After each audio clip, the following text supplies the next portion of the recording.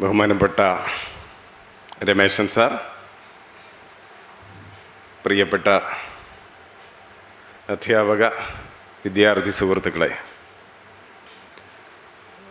കേസരിയുടെ നിരൂപണത്തിലെ ഉത്തരാധുനിക പ്രവണതകൾ എന്ന വിഷയത്തിൽ ചില നിരീക്ഷണങ്ങൾ ഞാൻ നിങ്ങളുമായി പങ്കുവയ്ക്കാം. ഒരു സെമിനാർ പൂർണ്ണമാകുന്നത് സദസ്സ് അതിലിടപെട്ട് അതിനെ പൂരിപ്പിക്കുകയും അതിനോട് ഉള്ള പ്രതികരണങ്ങൾ രേഖപ്പെടുത്തുകയും ചെയ്യുമ്പോഴാണ്. ഞാൻ കുറച്ച് കാര്യങ്ങളിവിടെ പറയാം. അത് കഴിഞ്ഞതിന് ശേഷം നമുക്കെല്ലാവർക്കും ചേർത്ത് അത് പൂരിപ്പിക്കാം എന്ന് വിചാരിക്കുന്നു. കേസരിയുടെ നിരൂപണത്തിലെ ഉത്തരാധുനിക പ്രവണതകൾ. രമേശൻ സാർ ഇവിടെ സൂചിപ്പിച്ചതുപോലെ മലയാള സാഹിത്യത്തിൽ 1930 മുതൽ 60 വരെയുള്ള കാലഘട്ടം പരിശോധിച്ചാൽ അക്കാലത്ത് ഏറ്റവും അധികം ചർച്ച ചെയ്യപ്പെട്ട സാഹിത്യ രൂപം നോവലോ കഥയോ കവിതയോ ആയിരുന്നില്ല, മറിച്ച് നിരൂപണമായിരുന്നു അക്കാലത്ത് ഏറ്റവും കൂടുതലായിട്ട് ആൾക്കാർ ശ്രദ്ധിച്ചിരുന്നത്. മുണ്ടശ്ശേരിയും എം ബി പോളും കുട്ടിക്കൃഷ്ണമാരാരും കേസരിയും ചേർന്ന 4 വിമർശകർ ചേർന്ന് കേരളത്തിലെ വിമർശനത്തെ, സാഹിത്യ വിമർശനത്തെ വലിയ സാംസ്കാരിക സംവാദമാക്കി മാറ്റിയ ഒരു കാലഘട്ടമായിരുന്നു. നമ്മൾ ഉത്തരാധുനികത എന്ന് പറഞ്ഞ 1980 ശേഷം ഉത്തരാധുനികതയെക്കുറിച്ച് സംസാരിക്കുന്നു. പക്ഷെ 1930 മുതൽക്കുള്ള കേസരിയുടെ നിരൂപണ പ്രബന്ധങ്ങൾ പരിശോധിച്ചു കഴിഞ്ഞാൽ ഇന്ന് നമ്മൾ പറയുന്ന സംസ്കാര പഠനത്തിൻ്റെ ഏറ്റവും മികച്ച പ്രായോഗിക മാതൃകകളായിരുന്നു കേസരിയുടെ വിമർശനം എന്ന് തിരിച്ചറിയാൻ സാധിക്കും. അതുതന്നെയാണ് ഇത്തരത്തിലൊരു പുതിയ നിരൂപണ പ്രവണതകളെ പരിചയപ്പെടുത്തുന്ന, അല്ലെങ്കിൽ അതിനെക്കുറിച്ച് ആഴത്തിൽ ചർച്ച ചെയ്യുന്ന ഒരു സെമിനാറിൽ കേസരി എന്ന ഒരു പഴയ വിഷയം എടുക്കുന്നതിൻ്റെ പ്രസക്തി.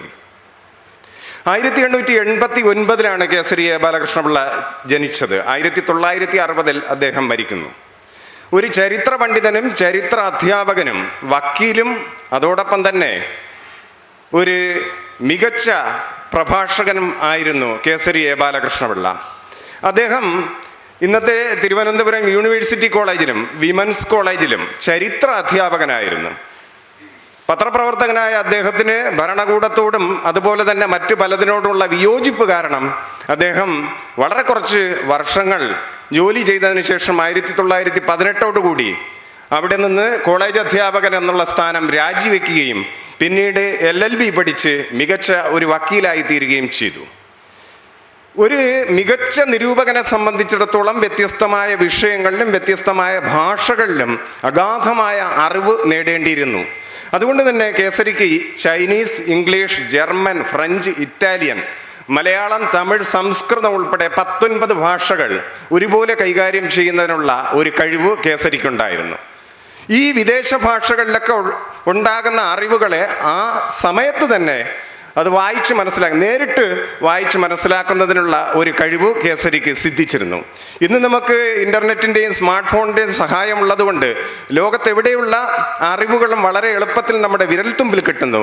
പക്ഷേ വാർത്താവിനിമയ മാധ്യമങ്ങളോ മറ്റോ ഇത്രത്തോളം പ്രചാരത്തിലില്ലായിരുന്ന ആ കാലഘട്ടത്തിൽ പാശ്ചാത്യ ലോകത്തുണ്ടാകുന്ന ഏറ്റവും പുതിയ അറിവുകളെ വായിക്കുന്നതിനും അത് സ്വാംശീകരിക്കുന്നതിനുമുള്ള കഴിവ് കേസരിയെ മറ്റ് വിമർശകരിൽ നിന്ന് മാറ്റി നിർത്തുന്നു.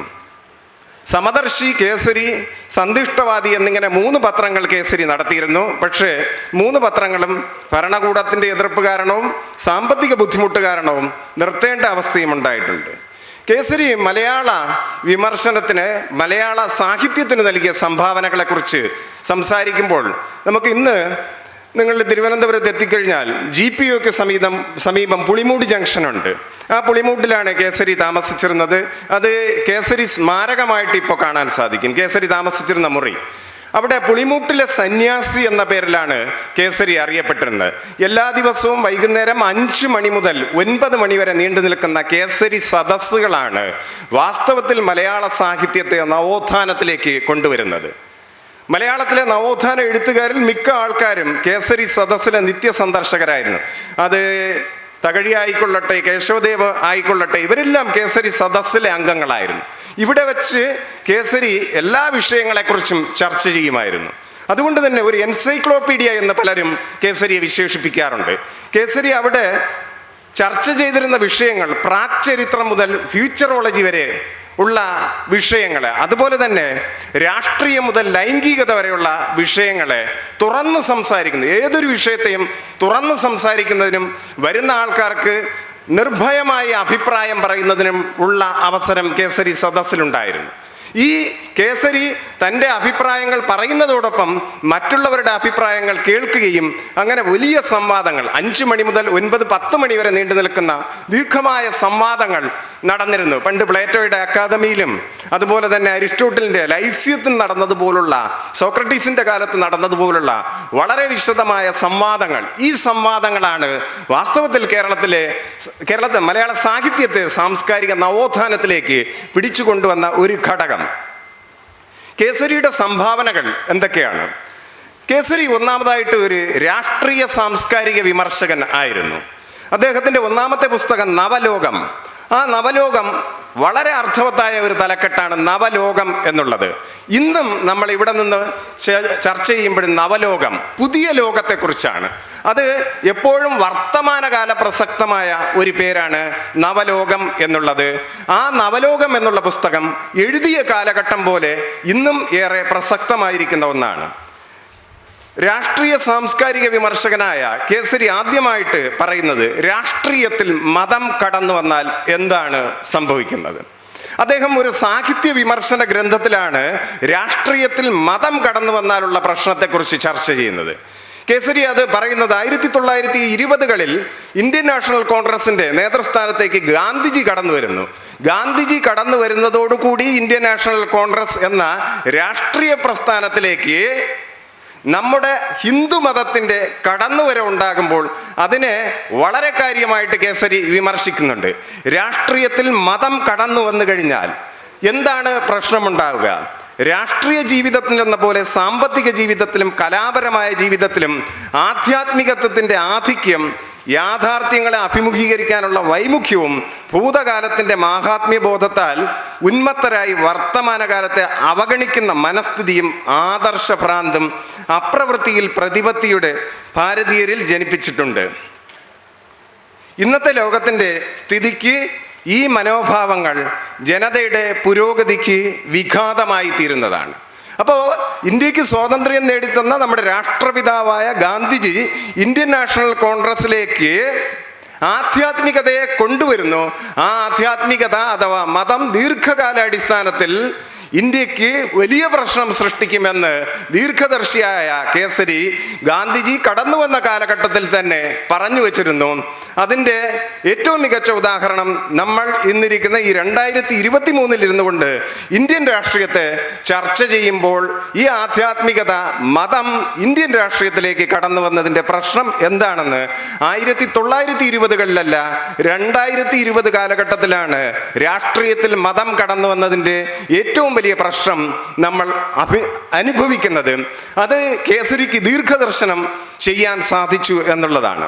രണ്ടാമതായിട്ട് കേസരി പറയുന്നത് 1930കളിലാണ് കേസരി സന്താന നിയന്ത്രണത്തെക്കുറിച്ച് സംസാരിക്കുന്നത്. ഇന്ത്യ വലിയ ഒരു രാജ്യമാണ്, ജനസംഖ്യാ നിയന്ത്രണം നിയമം മൂലം കൊണ്ടുവരണം എന്ന് അദ്ദേഹം തൻ്റെ സാഹിത്യ വിമർശന ഗ്രന്ഥങ്ങളിലൂടെ 1930കളിൽ ആവശ്യപ്പെടുകയുണ്ട്. അത് നിയമം കൊണ്ടുവരണമെന്നാണ് അദ്ദേഹം പറയുന്നത് സന്താന നിയന്ത്രണത്തിന് വേണ്ടി. ഇപ്പോൾ നമുക്ക് പിൽക്കാലത്ത് നാം 2 നമുക്ക് 2, നാം 2 നമുക്ക് 1 എന്ന അവസ്ഥയിലേക്കൊക്കെ പിന്നീട് മാറുന്നു. പക്ഷേ കേസരിക്ക് അത് മുൻകൂട്ടി കാണാൻ സാധിച്ചിരുന്നു. 2 കുട്ടികൾ മാത്രമേ പാടുള്ളൂ എന്ന് അദ്ദേഹം പറയുന്നുണ്ട്. അത് പറയുമ്പോൾ കേസരി പറയുന്ന ചില വാക്യങ്ങൾ ശ്രദ്ധിക്കുക. കുട്ടികളെ ജനിപ്പിക്കണമെങ്കിൽ ഭാര്യയും ഭർത്താവും ലൈസൻസ് എടുക്കണം. അത് നൽകുന്നതിന് മുമ്പ് സ്ത്രീ പുരുഷന്മാർക്ക് അതിന് ത്രാണിയുണ്ടോ എന്ന് പരിശോധിച്ച് മെഡിക്കൽ സർട്ടിഫിക്കറ്റ് ഹാജരാക്കണം. ഇതാണ് കേസരി 1930കളിൽ പറഞ്ഞു വെച്ചത്. കുട്ടികളെ ജനിപ്പിക്കണമെങ്കിൽ ആദ്യം ഗവൺമെൻറ്റിൽ നിന്ന് ലൈസൻസ് എടുക്കണം. ലൈസൻസ് കൊടുക്കുന്നതിന് മുമ്പ് മെഡിക്കൽ ടെസ്റ്റ് നടത്തി ഇവർക്ക് അതിനുള്ള യോഗ്യതയുണ്ടോ എന്ന് പരിശോധിച്ചതിന് ശേഷം മാത്രമേ ലൈസൻസ് നൽകാവൂ എന്ന് 1930-കളിൽ പറയുന്ന ഒരു കേസരിയെക്കുറിച്ച് ചിന്തിച്ചു നോക്കാം. ഇത് തമാശയാണ് എന്ന് കരുതണ്ട. CJ തോമസ് അദ്ദേഹത്തിൻ്റെ ജീവിതത്തിൽ ഇത് പ്രാവർത്തികമാക്കിയിട്ടുണ്ട്. CJ തോമസ് വിവാഹം കഴിക്കുന്നതിന് മുമ്പ് മെഡിക്കൽ ടെസ്റ്റ് നടത്തി അതിൻ്റെ റിപ്പോർട്ട് റോസി തോമസിന് കൊടുത്തതിന് ശേഷമാണ് വിവാഹം കഴിക്കുന്നത്. അത് ഇവനെൻ്റെ പ്രിയ CJ എന്ന പുസ്തകത്തിനകത്ത് റോസി തോമസ് എഴുതി വച്ചിട്ടും ഉണ്ട്. അതൊരു തമാശയായിട്ട് കാണണ്ട. മൂന്നാമതായിട്ട് ഉത്തരവാദ ഭരണത്തെക്കുറിച്ച് 1930-കളിൽ കേസരി സംസാരിക്കുന്നുണ്ട്. 1930-കളിൽ ഇവിടെ രാജഭരണമാണ് നിലനിൽക്കുന്നത്. ശ്രീമൂലം പ്രജാസഭയിൽ നിശ്ചിത തുക നികുതി അടയ്ക്കുന്നതിന് വേണ്ടി അവർക്ക് മാത്രം വോട്ടവകാശം ഉണ്ടായിരുന്നപ്പോൾ ഉത്തരവാദിത്ത ഭരണത്തെക്കുറിച്ച് സംസാരിക്കുകയും പ്രായപൂർത്തി വോട്ടവകാശത്തിന് വേണ്ടി ശബ്ദമുയർത്തുകയും ചെയ്ത വ്യക്തിയായിരുന്നു കേസരി എന്ന സാംസ്കാരിക വിമർശകൻ. അന്ന് ഇവിടെ ഉണ്ടായിരുന്ന രാഷ്ട്രീയ പ്രവർത്തകരെക്കാൾ കൂടുതലായിട്ട് ഈ ഉത്തരവാദിത്ത ഭരണത്തിന് വേണ്ടിയും പ്രായപൂർത്തി വോട്ടവകാശത്തിന് വേണ്ടിയും വളരെ ശക്തമായി വാദിച്ച ഒരു വ്യക്തിയായിരുന്നു കേസരി എ ബാലകൃഷ്ണപിള്ള. സ്വാതന്ത്ര്യാനന്തരം പ്രീവിപ്പേഴ്സ് നിർത്തലാക്കണം എന്ന് ആദ്യമായി ആവശ്യപ്പെട്ടതും മലയാള വിമർശകനായ കേസരി ആയിരുന്നു. സ്വാതന്ത്ര്യം ലഭിച്ചപ്പോൾ പല നാട്ടുരാജ്യങ്ങളും ഇന്ത്യൻ യൂണിയനിൽ ചേർന്നു.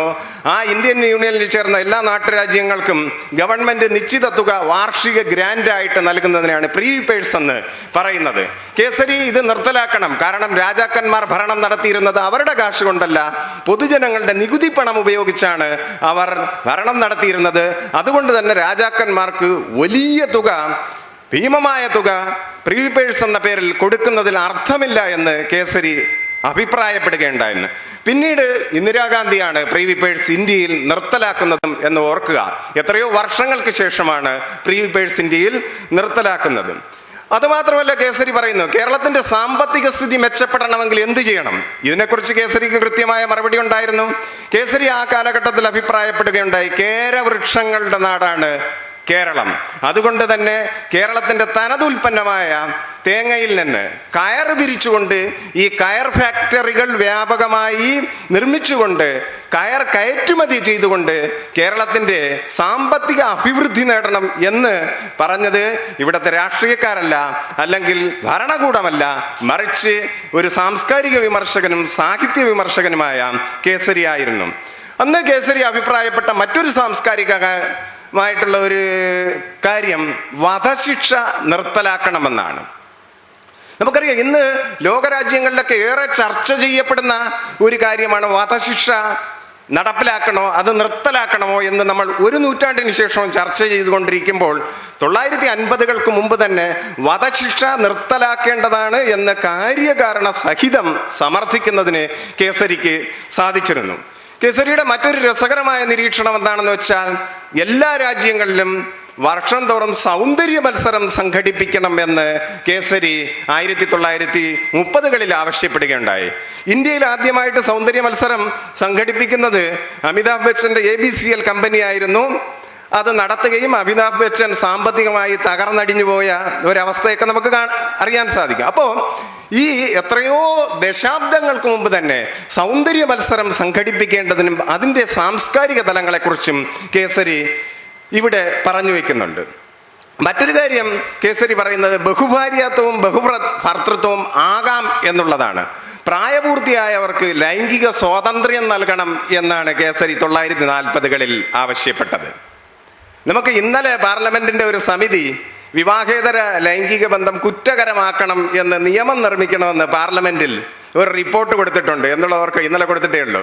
അപ്പോൾ കേസരി പറയുന്നത് പ്രായപൂർത്തിയായവർക്ക് ലൈംഗിക ബന്ധത്തിൽ ഏർപ്പെടുന്നതിനുള്ള സ്വാതന്ത്ര്യം നൽകണം എന്നാണ് കേസരി 1940-കളിൽ ആവശ്യപ്പെട്ടത്. പക്ഷെ അദ്ദേഹം ഒന്നുകൂടെ കൂട്ടിച്ചേർക്കുന്നു, പക്ഷെ അത് കാശിന് വേണ്ടി ആകാൻ പാടില്ല എന്നും കേസരി പറഞ്ഞു വെക്കുന്നു. ഇതാണ് കേസരി എത്ര നമ്മളെക്കാൾ രമേശൻ സാറ് പറഞ്ഞതുപോലെ മുൻപേ പറന്ന പക്ഷിയായിരുന്നു. കേസരി വളരെ മുമ്പേ ആയിപ്പോയി, കേസരി ജനിച്ച കാലഘട്ടം. പക്ഷെ അദ്ദേഹത്തിന് ഒരു 50 വർഷമോ 100 വർഷമോ കഴിഞ്ഞ് സംഭവിക്കേണ്ട കാര്യങ്ങളെക്കുറിച്ച് ഒരു ക്രാന്തദർശിത്വതയോടുകൂടി ഉൾക്കാഴ്ചയോടുകൂടി അവതരിപ്പിക്കാൻ സാധിച്ചു.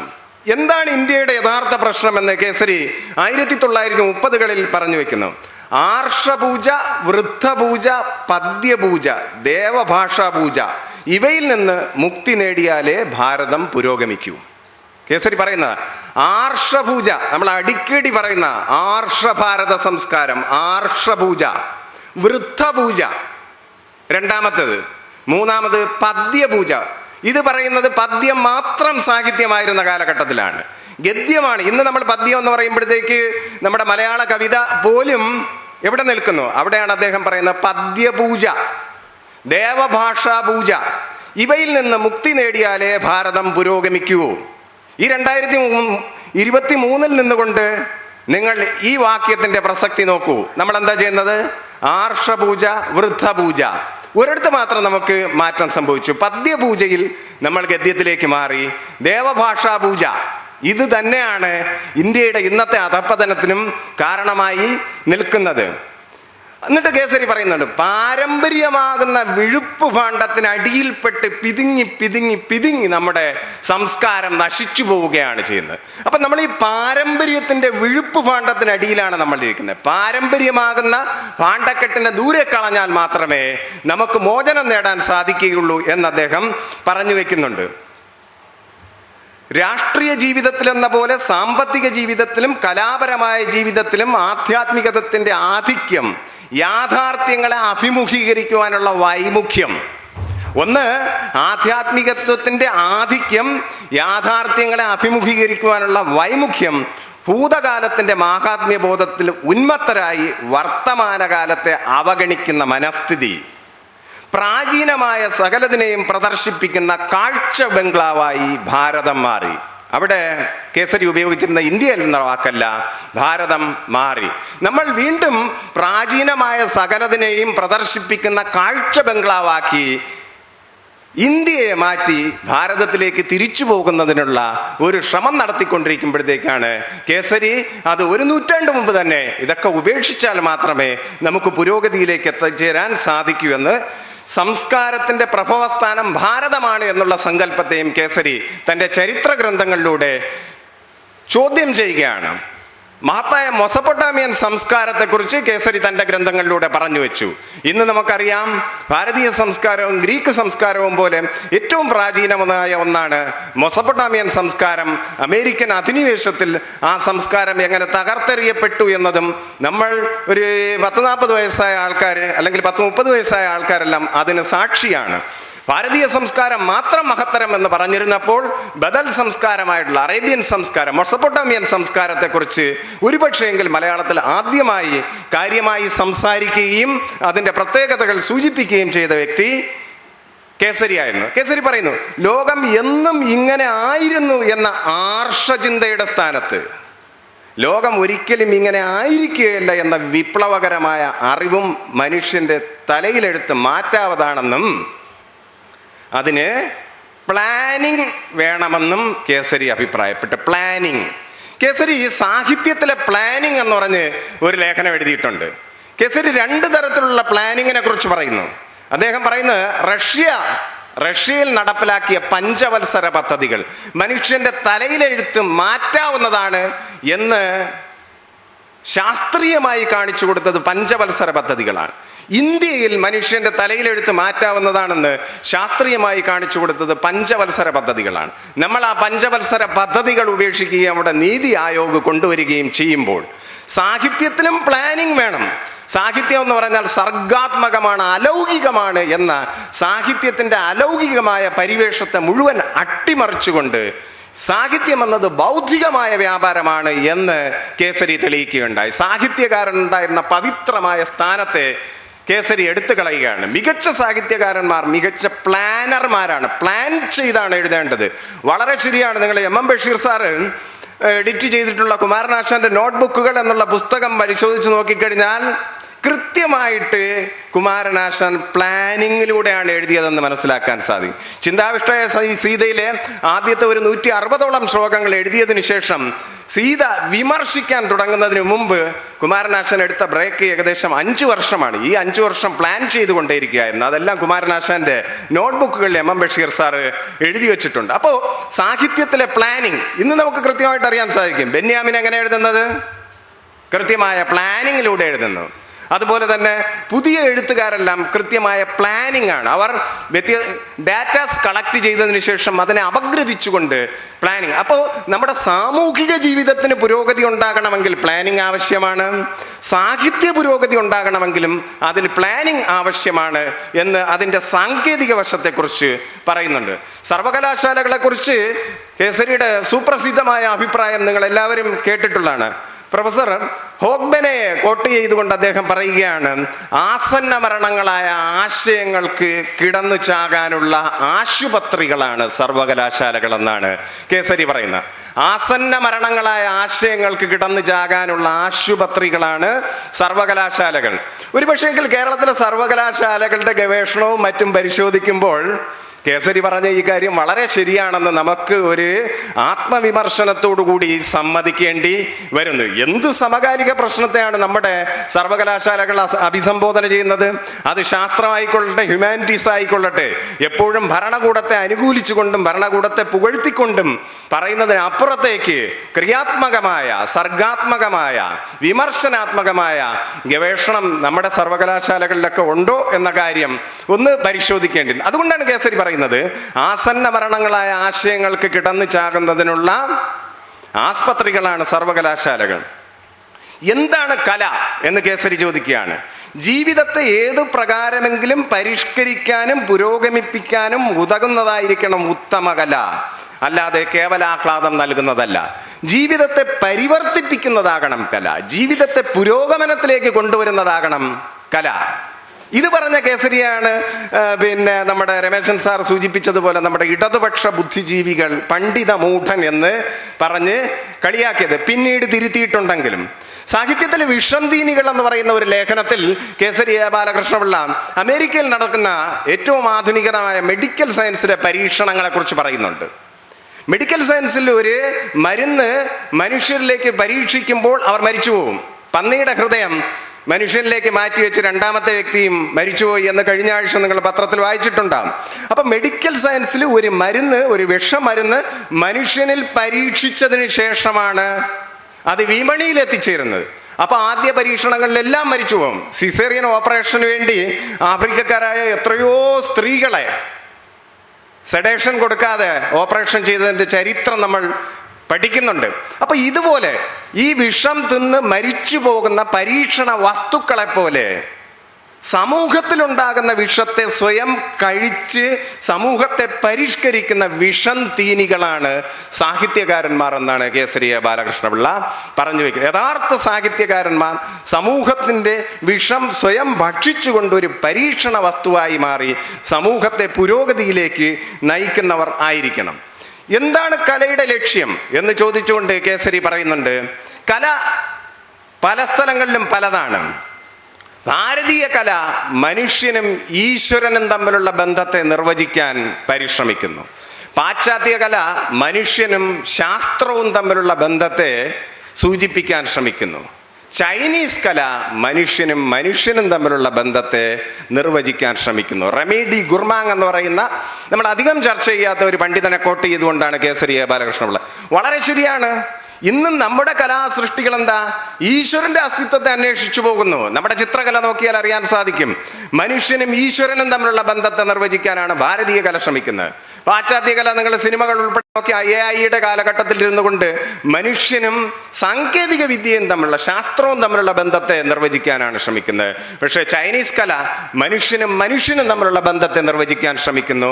മനുഷ്യനും തമ്മിലുള്ള ബന്ധത്തെ നിർവചിക്കുകയാണ് ഉത്തമ കലാകാരന്റെ ലക്ഷ്യം എന്ന് കേസരി ബാലകൃഷ്ണപിള്ള പറഞ്ഞു വെക്കുന്നു. ആരാണ് മഹാകവി? തികച്ചും നൂതനമായ ഒന്ന് അവതരിപ്പിക്കുവാനും അത് മറ്റുള്ളവർക്ക് അതേ അനുഭവം പകർന്നു കൊടുക്കുക എന്നതല്ല കലാകാരൻ്റെ ലക്ഷ്യം. അത് വിന്യസന രീതിയാണ് എന്നാണ് കേസരി പറയുന്നത്. എന്നുവെച്ചാൽ സാഹിത്യത്തിൽ നമ്മൾ ശ്രദ്ധിക്കേണ്ടത് അതിൻ്റെ പ്രത്യേകമായ രീതിയിൽ വിന്യസിക്കുക, ആ എഴുത്ത് രീതിയിലാണ്, ക്രാഫ്റ്റിലാണ് ശ്രദ്ധിക്കേണ്ടത്. നമ്മൾ ഇപ്പോൾ പുതിയ കാലഘട്ടത്തിലെ എല്ലാ നിരൂപണവും സാഹിത്യത്തിലെ പ്രമേയത്തെ ആസ്പദമാക്കിയല്ല, അതിൻ്റെ എഴുത്ത് രീതിയെ ആസ്പദമാക്കിയാണ് അതിനെ വിശദീകരിക്കാൻ ശ്രമിക്കുന്നത്. നമ്മുടെ ഡീകൺസ്ട്രക്ഷൻ ഉൾപ്പെടെ അതിൻ്റെ സ്ട്രക്ചറിനെയാണ് പഠിക്കാൻ ശ്രമിക്കുന്നത്. കേസരി പറയുന്നു, ഇതാണ് പറയുന്നത്. അതിന് അദ്ദേഹം ഒരു ഉദാഹരണം പറയുന്ന നോക്കാം. ഒരു ദ്രാവകത്തെ ചൂടുപിടിപ്പിക്കാൻ ഏറ്റവും ശക്തിയുമുള്ള ഇലക്ട്രിക് വിളക്കല്ല, മറിച്ച് പ്രകാശ പ്രതിപാദന ശക്തി നിർത്തി അതിന് വെളിച്ചത്തിന് പകരം ചൂട് പ്രദാനം ചെയ്യുന്ന വസ്തുവാക്കി പരിവർത്തിപ്പിക്കുന്നതാകണം. അതായത് നമുക്ക് ചൂട് ആവശ്യമുണ്ടെങ്കിൽ വളരെ ശക്തിയേറിയുള്ള ഒരു ഇലക്ട്രിക് ബൾബ് കത്തിക്കുകയല്ല, മറിച്ച് ഒരു അയൺ ബോക്സ് ആയിട്ട് ഇതിനെ പരിവർത്തിപ്പിക്കുകയാണ് ചെയ്യേണ്ടത്. ഇതാണ് ചെയ്യേണ്ടത്. മനസ്സിലാവുന്നുണ്ടോ? ഒരു ബൾബ് ചൂട് വേണമെങ്കിൽ നല്ല പ്രകാശമേറിയ ഒരു ബൾബ് ഇടുകയല്ല വേണ്ടത്, മറിച്ച് ഈ ഇലക്ട്രിസിറ്റി എന്ത് ചെയ്യും? അയൺ ബോക്സിന്റെ ഊർജ്ജമാക്കി ഇതുപോലെ സമൂഹത്തിൽ കാണപ്പെടുന്ന, സമൂഹത്തിനെ സൂക്ഷ്മമായി നിരീക്ഷിച്ചതിന് ശേഷം എഴുത്തുകാരൻ അതിനെ പരിവർത്തിപ്പിക്കുകയാണ് ചെയ്തത്.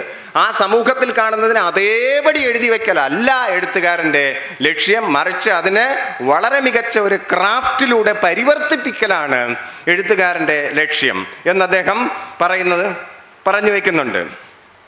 ഒരു മികച്ച കൃതിക്ക് നോക്കുക, നമ്മുടെ ഏറ്റവും പുതിയ പ്രാദേശിക ചരിത്ര നിർമ്മിതി എന്ന് പറയുന്നത്, ഒരു ചരിത്രരേഖയ്ക്ക് തുല്യമായ മൂല്യമുണ്ടായിരിക്കണം ഒരു സാഹിത്യകൃതിക്ക്. നമ്മളിപ്പോൾ ഉത്തരാധുനിക വിമർശനത്തിൽ പറയുന്ന പ്രാദേശിക വിമർശനം, ഒരു ചരിത്രരേഖയ്ക്ക് തുല്യമായ മൂല്യമുണ്ടായിരിക്കണം.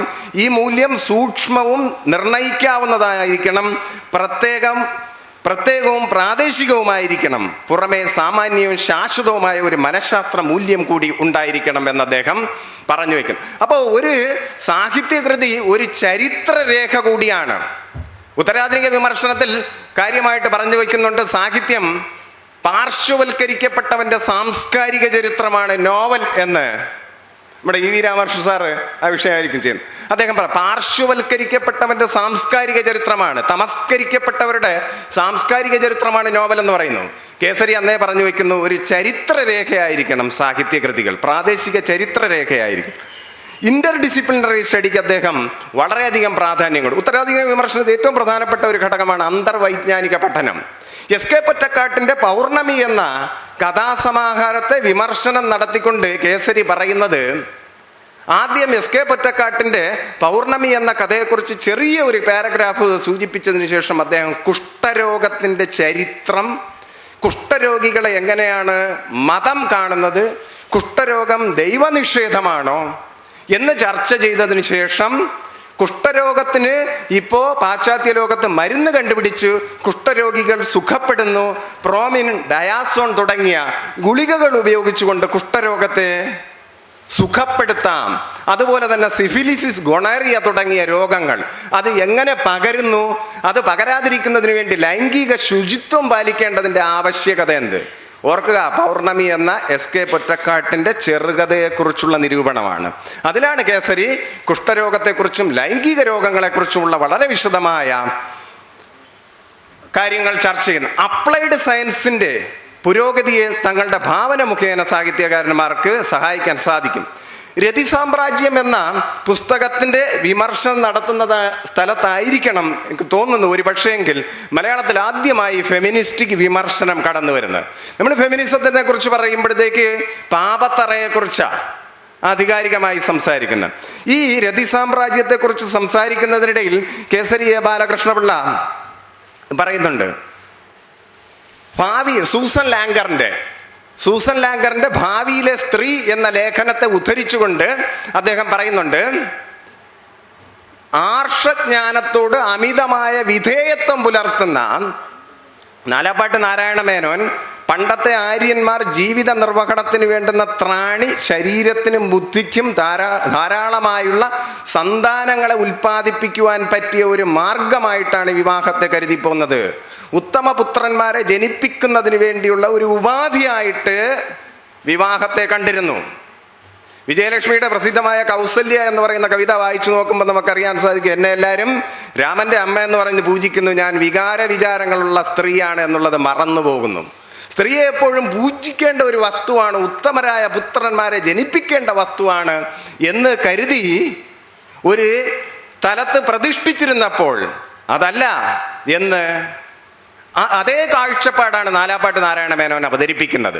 സ്ത്രീ ഉത്തമ സന്താനങ്ങളെ ജനിപ്പിക്കുന്നതിനുള്ള ഉപകരണമാണ് സ്ത്രീ എന്ന കാഴ്ചപ്പാട് അവതരിപ്പിച്ചപ്പോൾ ആ രതി സാമ്രാജ്യത്തിൻ്റെ ഗുണങ്ങൾ മുഴുവൻ ചൂണ്ടിക്കാണിച്ചതിന് ശേഷം അദ്ദേഹം അതിനെ വിമർശിക്കുന്നിടത്ത് പറയുന്നു, സ്ത്രീയെ ഇത്തരത്തിൽ തരം താഴ്ത്താൻ പാടില്ലായിരുന്നു.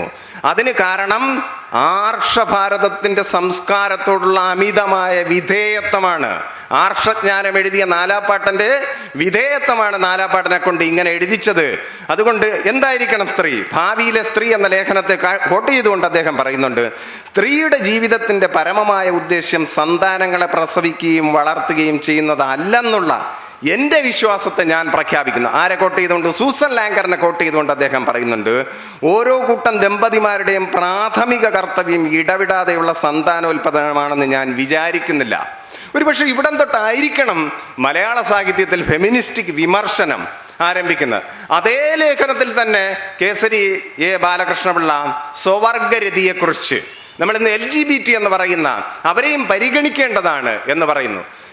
രതി സാമ്രാജ്യത്തിൻ്റെ പരിമിതിയായിട്ട് അദ്ദേഹം ചൂണ്ടിക്കാണിക്കുന്നത് കുടുംബാസൂത്രണത്തെക്കുറിച്ച് അതിലൊന്നും പറഞ്ഞിട്ടില്ല എന്നുള്ളതാണ്. സന്താന നിയന്ത്രണത്തിൻ്റെ ആവശ്യകതയെക്കുറിച്ച് ഇതുപോലുള്ള ഒരു ഗ്രന്ഥത്തിൽ വളരെ വിശദമായി പരാമർശിക്കേണ്ടിയിരിക്കുന്നു എന്നും അദ്ദേഹം പറഞ്ഞു വയ്ക്കുന്നുണ്ട്. അദ്ദേഹത്തിൻ്റെ ഗാഠപാരായണത്തിന് വളരെ രസകരമായ ഒരു ഉദാഹരണം, ക്ലോസ് റീഡിങ്, നമ്മൾ ന്യൂ ക്രിറ്റിസിസത്തിൽ പറയുന്ന ക്ലോസ് റീഡിങ്ങിന് ഒരു ചെറിയ ഉദാഹരണം പറയാം. ശങ്കരക്കുറുപ്പിൻ്റെ സൂര്യകാന്തി നമ്മൾക്ക് എല്ലാവർക്കും അറിയാവുന്ന ഒരു കവിതയാണ്. ആ സൂര്യകാന്തിയിലെ 2 വരിയെ കേസരി വിശകലനം ചെയ്യുന്ന നോക്കുക.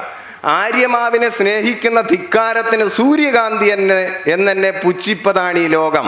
എന്നിട്ട് കേസരി എഴുതുന്നു, സൂര്യകാന്തി ആര്യമാവിനേക്കാൾ അധികം മനുഷ്യനെയാണ് അവൻ്റെ കണ്ണിനും വയറിനും ഒന്നുപോലെ ആനന്ദം നൽകി സ്നേഹിക്കുന്നതെന്ന് റഷ്യൻ ശാസ്ത്രജ്ഞർ ഇന്ന് കണ്ടുപിടിച്ചിട്ടുണ്ട്. പ്രോട്ടീൻ ഘടകം ഏറ്റവും അധികമുള്ള സസ്യമായി കരുതുന്ന സോയാബീനിൽ പ്രോട്ടീൻ അംശം 40% മാത്രമേ ഉള്ളൂ. എന്നാൽ ഒന്നാം തരം ആഹാര സാധനമെന്ന് 2ാം ലോക മഹായുദ്ധത്തിന് മുമ്പ് തന്നെ റഷ്യക്കാർ കണ്ടുപിടിച്ച, യുദ്ധകാലത്ത് അമേരിക്കക്കാർ ധാരാളം കൃഷി ചെയ്ത സൂര്യകാന്തിയിൽ പ്രോട്ടീൻ 52%.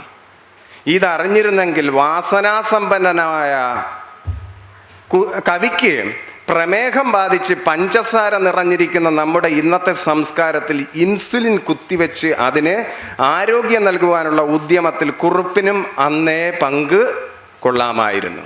കണ്ടോ, ഈ ആര്യമാവിനെ സ്നേഹിക്കുന്ന ധിക്കാരത്തിന് സൂര്യകാന്തി എന്നെ പുച്ഛിപ്പതാണ് ഈ ലോകം എന്ന് പറഞ്ഞ് നമ്മൾ സൂര്യകാന്തിയിലെ പ്രണയത്തെക്കുറിച്ച് ചർച്ച ചെയ്തുകൊണ്ടിരിക്കുമ്പോൾ കേസരി എ ബാലകൃഷ്ണപിള്ള ആ സൂര്യകാന്തി എണ്ണ, നമ്മളന്ന് എല്ലാവരും ഇന്ന് ഉപയോഗിക്കുന്ന സൺഫ്ലവർ ഓയിലിനെ കുറിച്ചും അതിൻ്റെ പ്രോട്ടീൻ കണ്ടന്റിനെ കുറിച്ചും പറഞ്ഞുകൊണ്ട് ഇതെങ്ങനെയാണ് ഷുഗർ ചികിത്സയ്ക്ക് സൂര്യകാന്തി എങ്ങനെ ഉപയോഗിക്കാം എന്നാണ് കേസരി കണ്ടുപിടിക്കുന്നത്, കേസരി ചിന്തിക്കുന്നത്. അപ്പൊ സാഹിത്യ വിമർശനം ഏതൊക്കെ മെഡിക്കൽ സയൻസിന്റെ ഏതൊക്കെ മേഖലകളിലേക്കാണ് കേസരി കൊണ്ടുപോകുന്നത്.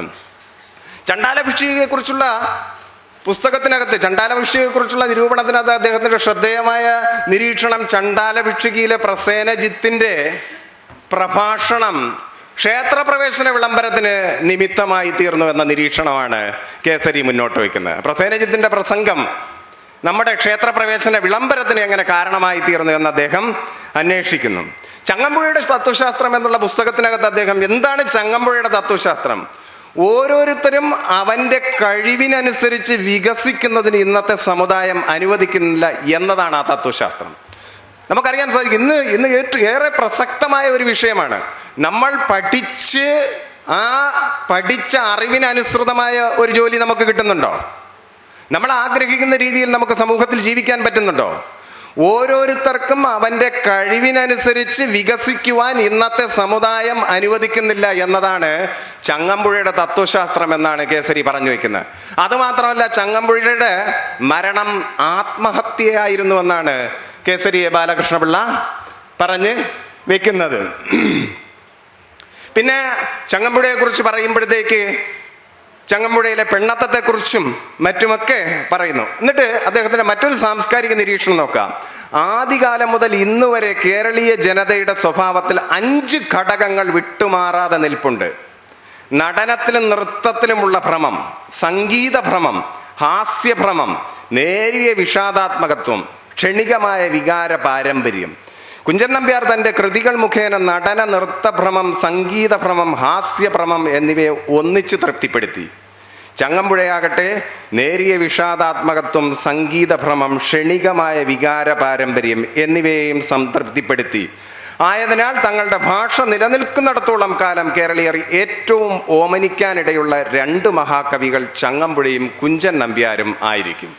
നമ്മുടെ നരവംശാസ്ത്രപരമായി കേരളീയൻ്റെ സ്വഭാവ സവിശേഷത വളരെ കൃത്യമായി നിർദ്ധാരണം ചെയ്തതിന് ശേഷം ആ മനുഷ്യൻ്റെ അടിസ്ഥാന സ്വഭാവങ്ങളും അടിസ്ഥാന വികാരങ്ങളും ഒരു സാഹിത്യകാരനെ ഉൾക്കൊള്ളുന്നതിന് എങ്ങനെ പ്രയോജനപ്പെടുന്നു എന്ന രീതിയിലേക്ക് പരിവർത്തിപ്പിക്കുകയാണ് അദ്ദേഹം ചെയ്യുന്നത്. കടത്തുവഞ്ചി എന്നുള്ള കടാമംഗലം അപ്പുക്കുട്ടിയുടെ കൃതിയെക്കുറിച്ചുള്ള പഠനത്തിൽ അതും നമുക്ക് വേണമെങ്കിൽ ഫോക്ലോറിനെ കുറിച്ചും അധീനിയ മാസികയെക്കുറിച്ചും ഫോക്ലോർ സിദ്ധാന്തങ്ങളെക്കുറിച്ചും ബാത്റൂം ഫോക്ലോർ ഉൾപ്പെടെയുള്ള നാടൻ പാട്ടുകളുടെ താളഭംഗിയെക്കുറിച്ചുള്ള അദ്ദേഹത്തിൻ്റെ 2ാം ഭാഗത്ത് വളരെ വിശദമായി ഫോക്ലോർ സിദ്ധാന്തങ്ങളും ഫോക്ലോറിൻ്റെ ചരിത്രവുമാണ് പറഞ്ഞു വയ്ക്കുന്നത്. ഒരു കേസരിയെ സംബന്ധിച്ചിടത്തോളം ഒരു കവിത എന്ന് പറയുന്നത് സാംസ്കാരിക വിമർശനത്തിനുള്ള ഒരു ഉപാധി മാത്രമാണ്. കവിതയിലെ ഭംഗി അതല്ല അദ്ദേഹം നിരീക്ഷിക്കുന്നത്. അതുപോലെ തന്നെ അദ്ദേഹത്തിൻ്റെ മറ്റൊരു രസകരമായ നിരീക്ഷണം നമ്മളെപ്പോഴും പറയുന്നത് ആദ്യം കലയുണ്ടായി പിന്നീടാണ് കൈവേല ഉണ്ടായതാണ്. കേസരി നേരെ തിരിച്ചാണ് പറയുന്നത്. സകല കൈത്തൊഴിലുകൾക്ക് മുമ്പ് കലയും സകല സംസ്കാരങ്ങൾക്ക് മുമ്പ് ലാവണ്യവും ജനിച്ചിരിക്കുക. അതായത് കേസരി ഇങ്ങനെ പറയുന്നത് ആദ്യം കലയുണ്ടായി, ആദ്യം സൗന്ദര്യമുണ്ടായി, പിന്നീടാണ് മനുഷ്യൻ എന്തിലേക്ക് പോയത്? തൊഴിലുകളിലേക്ക് പോയത് എന്നാണ് അദ്ദേഹം സൂചിപ്പിക്കുന്നത്. എഴുത്തച്ഛൻ്റെ പ്രസ്ഥാനത്തെ അദ്ദേഹം വളരെ രസകരമായി തേവർ വാഴ്ത്തി പ്രസ്ഥാനം എന്ന് വിശേഷിപ്പിക്കുന്നു. ദൈവങ്ങളെ പുകഴ്ത്തി സംസാരിക്കുകയാണ് എഴുത്തച്ഛൻ്റെ ധർമ്മം. അതുകൊണ്ട് തേവർ വാഴ്ത്തി പ്രസ്ഥാനം എന്നാണ് അദ്ദേഹം പറയുന്നത്. ഇന്ത്യൻ നാഷണൽ കോൺഗ്രസ് എന്ന് പറയുന്ന പുസ്തകത്തെക്കുറിച്ചുള്ള മൊയ്യാരത്ത് ശങ്കരൻ്റെ പുസ്തകത്തിനെ കുറിച്ചുള്ള നിരൂപണത്തിൽ അദ്ദേഹം പറയുന്നു, സത്യത്തെ എന്തായിരിക്കണം ചരിത്രരചന? കേസരി എന്തായിരിക്കണം ചരിത്രരചന എന്നതിനെക്കുറിച്ച് പറയും. സത്യത്തെ ബലി കഴിച്ചിട്ടും ഭംഗി പിടിപ്പിക്കുവാൻ ശ്രമിക്കുന്ന റൊമാൻറ്റിക് ചരിത്രരചനാ രീതിയല്ല, സത്യത്തിനും യഥാർത്ഥ സംഭവങ്ങൾക്കും സർവപ്രാധാന്യം നൽകി സാഹിത്യപരമായ ഭംഗി ബലി കഴിപ്പിക്കാൻ സന്നദ്ധമാകുന്ന ശാസ്ത്രീയ ചരിത്രമെഴുത്താണ് ഉത്തമം. മലയാളത്തിൽ ഈ അർത്ഥത്തിലുള്ള എത്ര ചരിത്ര പുസ്തകങ്ങളുണ്ട് എന്ന് നിങ്ങളൊന്ന് പുനർവിചിന്തനം നടത്തിയാൽ നന്നായിരിക്കും. നമ്മുടെ എല്ലാം റൊമാൻറ്റിക് ചരിത്രമാണ്.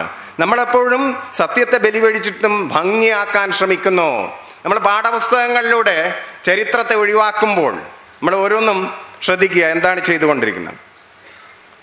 കേസരി പറയുന്നു, നിരൂപണ വിഷയമായ ഗ്രന്ഥത്തിൻ്റെ വിഷയത്തെ പറ്റിയല്ല, അതിൻ്റെ രചനാരീതി, രൂപം, അതിന് കാരണമായ സൗന്ദര്യാനുഭൂതി, സോഷ്യൽ കണ്ടന്റ്, ഇതര ജ്ഞാന മേഖലകളുമായുള്ള ബന്ധം എന്നിവയെ പറ്റിയാണ് ഞാൻ അന്വേഷിക്കുന്നത്. അതിൽ ഏറ്റവും പ്രധാനമായിട്ട് അദ്ദേഹം ചെയ്യുന്ന സോഷ്യൽ കണ്ടന്റ്, ഒരു സാഹിത്യകൃതിയുടെ ഉള്ളിലുള്ള സാമൂഹികമായ ഘടകം എന്താണ്, അതിനാണ് അദ്ദേഹം കൂടുതൽ ഇതാണ് നമ്മൾ ഉത്തരാധുനിക വിമർശനത്തിൽ ചെയ്യുന്നതാണ്. എന്താണ്? നമ്മൾ അതിനെ ഒരു കേവലം ഭാഷാ വസ്തുവായി കണ്ടുകൊണ്ട് എഴുത്തുകാരനെ ഉപേക്ഷിച്ചിട്ട് അതിൽ നിന്ന് വ്യത്യസ്തമായ പാഠങ്ങൾ സൃഷ്ടിച്ചെടുക്കുന്നു. ഇത് തന്നെയാണ് കേസരി പറയുന്നത്. ഗ്രന്ഥത്തിൻ്റെ വിഷയത്തെ പറ്റിയല്ല, പ്രമേയത്തെ പറ്റിയല്ല, അതിൻ്റെ രചനാരീതി, രൂപം, അതിന് കാരണമായ സൗന്ദര്യാനുഭൂതി, സോഷ്യൽ കണ്ടന്റ്, മറ്റു വൈജ്ഞാനിക മേഖലകളുമായുള്ള ബന്ധം എന്നിവയെക്കുറിച്ച്. അതായത് സാഹിത്യകൃതികൾക്കുണ്ടായിരുന്ന അലൗകികമായ പരിവേഷത്തെ പൂർണ്ണമായി തിരസ്കരിക്കുകയാണ് കേസരി ചെയ്തത്. ആ കാലഘട്ടത്തിലാണ് ഗുപ്തൻ നായർ അതിനെക്കുറിച്ച് പറയുന്നുണ്ട്. രസം, ധ്വനി, വക്രോക്തി, അലങ്കാരങ്ങൾ എന്നിവയുടെ നാമസങ്കീർത്തനങ്ങളുമായി ഒരു ഘടാകാശം, കുടത്തിൻ്റെ വട്ടത്തിലുള്ള ആകാശത്തിൽ കഴിഞ്ഞുകൂടിയിരുന്ന സാഹിത്യ നിരൂപണങ്ങളെ ആശയങ്ങളുടെ മഹാകാശത്തിലേക്ക് ഉയർത്തിയ നിരൂപകനാണ് ഗുപ്തൻ നായർ. അതാണ് നമ്മുടെ ഈ അലൗകിക ഘടകങ്ങളിൽ വേർഡ്സ്വർത്തിന്റെ നിർവചനത്തിൽ പറയുന്നത് പോലെയാണ് സാഹിത്യം. നമ്മൾ അലൗകികമായ അനുഭൂതി തലത്തിലേക്ക് കൊണ്ടുപോകേണ്ടതാണ് സാഹിത്യം എന്ന് വിചാരിച്ചിരുന്ന, എന്ന് തെറ്റിദ്ധരിച്ചിരുന്ന, അതിൻ്റെ ഒരു ഘടാകാശത്തിൽ പെട്ടുകിടക്കുകയായിരുന്നു നമ്മളെ ഇതര വൈജ്ഞാനിക മേഖലകളുടെ വിശാലമായ ആകാശത്തിലേക്ക് കൊണ്ടുപോവുകയാണ് കേസരി ചെയ്തത്. അതുകൊണ്ടാണ് ഗുപ്തൻ നായർ കേസരിയെ അദ്ദേഹം ഒരു സാഹിത്യകാരനല്ല, ഒരു സാഹിത്യ ചക്രവാളം എന്ന് വിശേഷിപ്പിക്കുന്നത്. അദ്ദേഹം ഒരു എൻസൈക്ലോപീഡിയ എന്ന് പറയുന്നത്. മാർക്സിസ്റ്റുകാർ സോപ്പ് കുമിള എന്നും പണ്ഡിത മൂഢൻ എന്നും വിളിച്ച് കേസരി എ ബാലകൃഷ്ണപിള്ളയെ കളിയാക്കുകയുണ്ടായി. EMS ഈ കേസരി ഒരു പുസ്തകപ്പുഴു മാത്രമാണ്, പ്രായോഗിക തലത്തിൽ ഒന്നും ചെയ്യുന്നില്ല എന്ന് പറഞ്ഞാണ് അദ്ദേഹത്തിൻ്റെ പണ്ഡിത മൂഢൻ എന്ന് വിളിച്ച് കളിയാക്കുന്നത്. അപ്പോൾ EMSന് കേസരി കൊടുക്കുന്ന ഒരു മറുപടി, എന്നെക്കുറിച്ച് EMS P. കൃഷ്ണപിള്ളയോട് ചോദിച്ചാൽ മതി, അദ്ദേഹം കമ്മ്യൂണിസം എവിടെ നിന്ന് പഠിച്ചു എന്ന് ചോദിച്ചാൽ മതി എന്നാണ് പറയുന്നത്. അപ്പോൾ ഇത്തരത്തിലുള്ള വിമർശനങ്ങൾക്ക് കേസരി തൻ്റെ ഷഷ്ടിപൂർത്തി ആഘോഷത്തിൽ വെച്ച് മറുപടി പറയുന്നു. ജാതിയോ മതമോ സ്ഥലമോ വയസ്സോ നോക്കി ഞാൻ ഒരു സാഹിത്യകാരനെയും കട്ടിലിൽ കിടത്തി വലിച്ചു നീട്ടുകയോ വെട്ടിക്കുറയ്ക്കുകയോ ചെയ്തിട്ടില്ല. വിശ്വസാഹിത്യത്തിൽ കാണാവുന്ന വിവിധ സാഹിത്യ പ്രസ്ഥാനങ്ങളെ പ്രത്യേക ലക്ഷണങ്ങൾ അനുസരിച്ച് മാത്രമേ ഞാൻ നീട്ടലും കുറയ്ക്കുകയും ചെയ്തിട്ടുള്ളൂ. അപ്പോൾ അതാണ് ചെയ്തത്.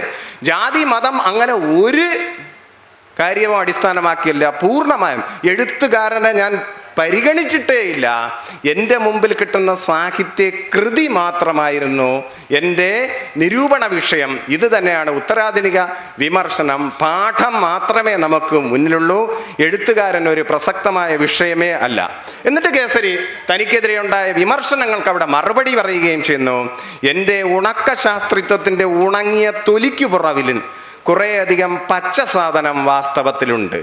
എൻ്റെ ഉണക്ക ശാസ്ത്രിത്വത്തിൻ്റെ ഉണങ്ങിയ തൊലിക്ക് പിറകിൽ കുറേയധികം പച്ച സാധനങ്ങൾ വാസ്തവത്തിലുണ്ട്.